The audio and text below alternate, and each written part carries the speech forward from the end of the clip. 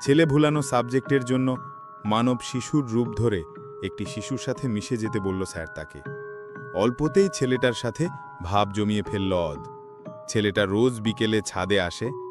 ছেলেটার সাথে 2 দিন খেলার পর স্যার বললেন, এবার ওকে দিয়ে দুষ্টুমি করাতে হবে। কিভাবে করাবো স্যার?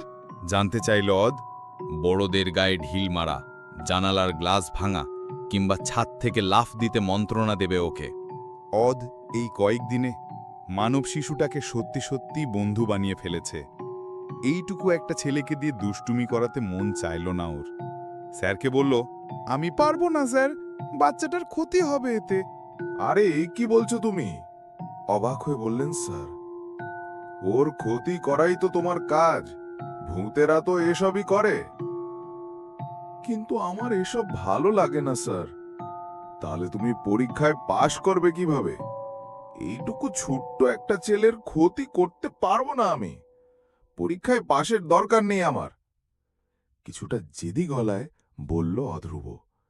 রেগে গেলেন স্যার।